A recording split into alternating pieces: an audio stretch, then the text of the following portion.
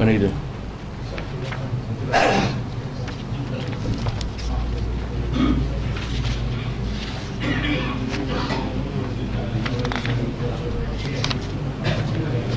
Assalamualaikum warahmatullahi wabarakatuh.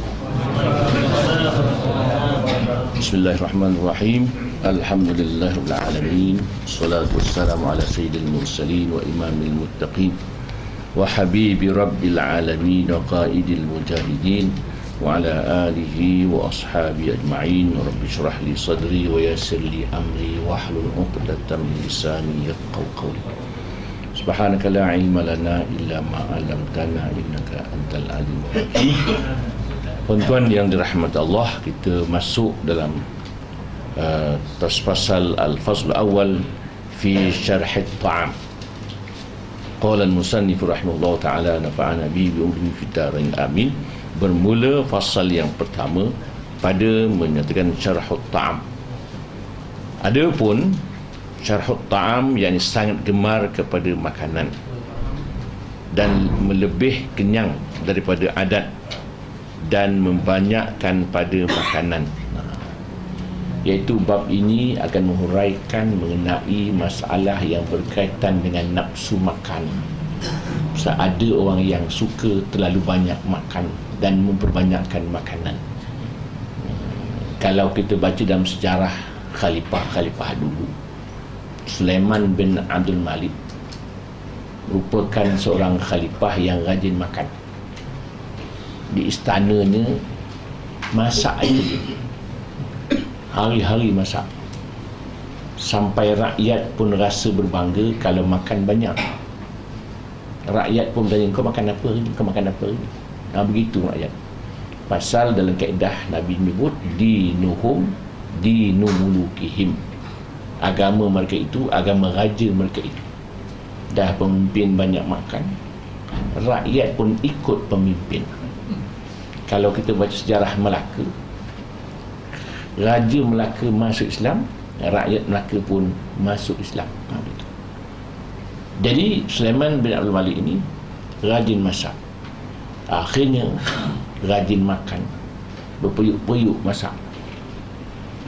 Akhirnya dia mati kerana makan.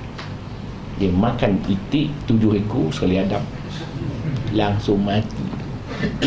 Kita makan seekor itik 10 orang, dia 8 ekor itik dia seorang, mati kerana makan. Jadi di sini sebutlah mengenai orang rajin makan.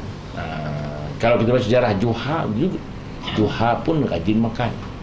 Bukan rajin makan, banyak sangat makan, sampai terlentang tak larat nak bangun. Bawa ke hospital. Sampai hospital, doktor kata awak kena makan pil sebiji. Tuan doktor, pil pun tak boleh masuk, penuh sangat dah. Satu hari dia makan juga banyak, tumbang juga dia, tak larat bangun juga. Bawa lah ke hospital. Sampai tengah jalan, lalu orang jual roti, bangun dia. Ni cerita orang rajin makan. Rajin banyak sangat makan, sampai begini dah. Maka iaitu dicela oleh syarak, seperti firman Allah Ta'ala, ya bani Adam khudhu zinatakum 'inda kulli masjid wa kulu washrabu wa la tusrifu innahu la yuhibbul musrifin. Artinya, hai anak Adam, ambil oleh kamu perhiasan kamu pada tiap-tiap masjid, dan makan olehmu akan makanan, dan minum oleh kamu akan minuman, dan jangan kamu berlebih-lebih pada makan dan minum itu. Kerana bahawasanya Allah Ta'ala bahawa tiada kasih akan orang yang berlebih-lebih pada makan dan minum itu. Ini firman. Yang pertama, ia berpesan kalau ke masjid memakai perhiasan, memakai baju, pakai kain lah, itu aurat maksudnya itu. Dan disambungnya lagi, makanlah. Ini bagi imtinan, begini. Makanlah. Washrabu, minum pun minumlah. Maknanya minum dan makan bukan larangan. Minum dan makan itu disuruh, tapi bukan disuruh wajib. Disuruh jangan tinggalkan makan. Bahkan Dalam hadis, kulu minat thayyibat, makanlah yang elok-elok, yang tak elok jangan makan. Ada orang tanya, apa hukumnya makan siput babi? Dalam hadis tak ada haram makan siput babi. Ada seorang businessman tanya, Ustaz, boleh tak saya beli siput babi? Saya tak boleh. Sebab apa? Benda itu kan jijik. Tak, orang Korea makan sedap, dia kata. Orang Korea makan sedap, tak jijik pun orang Korea. Kita orang Korea tak. Betul lah, jijik ini menurut pandangan orang-orang Arab. Maka mereka jijik, kita pun jijik. Memanglah tak ada hadis siput. Banyaklah binatang-binatang yang tak ada hadis dan tak boleh dimakan. Dalam Quran sebut juga, dia kata diharamkan makan daging babi. Disebut daging babi, dia tak sebut tulang babi. Maknanya tulang babi boleh makan. Macam cukuplah Allah Ta'ala sebut daging saja, kerana biasa orang makan daging. Kalau sebut semua, penuhlah Quran tu. Diharamkan makan daging babi, tulang babi, mata babi, perut babi, kan macam-macam babi. Begitulah siput tadi. Tetapi dab itu boleh makan pasal Nabi, tapi Nabi tak makan. Nabi tak makan dab, tapi Nabi tak melarang makan dab itu. Apabila Khalid bin Walid mengidangkan makan dab pada Nabi, Nabi itu, innahu laisa fi adi qaumi fa'ajilni a'afuhu. Kampung aku tak ada binatang, aku tak biasa makan. Tetapi Nabi tidak menjijikkan makan itu. Itu nak mengajar kita. Tak boleh, tidak, tak boleh. Kita kalau tak makan ikan geli, terus makanlah, kan? Makan geli, ya aku tidaklah, tak boleh. Menjijikkan makanan, tak boleh. Ya?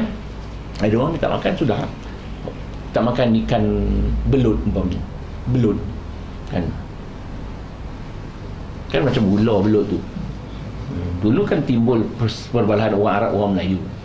Orang Arab kata orang Melayu makan ular. Nah, orang dulu kalau suka harap. Nah, orang kampung jumpa orang Arab, anta yakul khanas. Dah cakap Arab dah salah dah tu. Anta yakul khanas. Dia ni anta takul, dia tu anta yakul khanas. Hanas tu makna ular. Pasal orang Melayu makan belut. Orang Melayu kata orang Arab makan biawak. Dab tu dia biawak. Lawan orang. Dua-dua salah faham. Macam orang Melaka sekali dengan orang Negeri Sembilan. Orang Perak dengan orang Negeri Sembilan. Ketua tentera itu orang Negeri Sembilan. Tentera orang Perak. Tentera kata, bos dia kata, sorang. Pergilah seorang, mati. Seorang mati. Rupanya pergi serang. Salah habis. Begitulah. Salah maksud. Di sini diperintahkan makan. Makanlah, minumlah.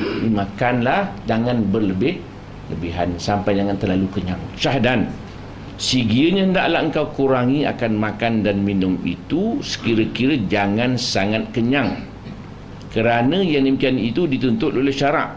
Makan boleh makan, jangan terlalu kenyang. Memang Nabi sebut cukuplah untuk menegakkan kita punya tulang, cukuplah.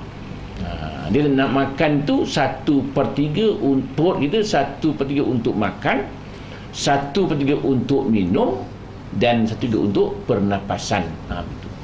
Kalau 3/3 makan tak bernapas, gitu, ya? 1/3 untuk makan, 1/3 untuk minum, 1/3 untuk pernafasan. Jangan berlebih-lebihan, jangan terlalu kenyang. Kerana yang demikian itu dituntut oleh syarak dan dipuji akan dia oleh syarak. Kerana sabda Nabi SAW, ma min amalin ahabbu ilallahi ta'ala min ju'in wa atshin. Tiada daripada amal yang terlebih kasih kepada Allah Ta'ala daripada lapar dan dahaga. Maknanya memanglah lapar tu maknanya berpuasa, berpuasa, berlapar dan berdahaga itu memang amalan yang sangat disukai oleh Allah Subhanahu wa taala. Sebab Nabi Allah Daud AS berpuasa selang sehari. Sehari puasa, sehari tidak. Sehari puasa, sehari tidak. Ya. Dan sabda Nabi sallallahu alaihi wasallam, afdalukum indallahi atwalukum ju'an wa tafakkuran. Wa abghadukum ilallahi kullu akulin wa na'umin wa syarub. Artinya yang terlebih afdal pada Allah itu orang yang banyak lapar dan banyak tafakkur, dan yang terbenci kepada Allah Ta'ala itu orang yang banyak makan dan banyak tidur dan banyak minum. Itu. Jadi maknanya Allah Ta'ala suka orang itu banyak berlapar dan banyak berfikir. Ialah kita ni zaman moden ini mudah makan. Zaman-zaman dulu ni payah nak makan. Tapi tidak pula dilarang kita makan. Makan. Zaman-zaman Nabi kan, dia pernah Nabi tak berasap dapurnya 2 bulan, pernah. Tu tak berasap. Jadi para sahabat ni yang lapar-lapar ni biasa je. Kalau kita baca sejarah peperangan Tabuk, masa nak pergi tu kenderaan pun tak cukup, makanan pun tak cukup, tapi pergi jalan kaki separuh, naik unta separuh, makanan pun tak cukup. Bawalah buah tamar.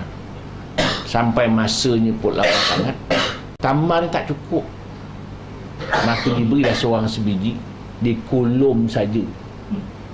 Dikulum, dikeluarkan balik, kau kulum pula, keluarkan balik, kau kulum. Begitu sekali bang. Tapi yang hebat ni kan, budak-budak muda pun menjengkit-jengkitkan kaki, nak tunjukkan yang tinggi, pasal nak pergi juga. Nabi kita budak tak payah pergi, dia tinggikan kaki dia, nampak macam tinggi. Begitu nak pergi perang, walaupun panas terik, makanan tak cukup. Bayang makanan tu sebiji tamar pun kulum saja, nak ambil manis tu belum. Kalau kita alah tertelan pula. Begitu.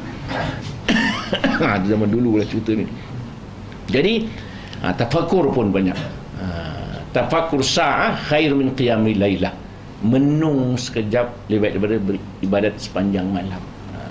Itu sebabnya kita lihat dalam bab ini sikit tambahan. Ramai orang suka beramal apa yang dia suka.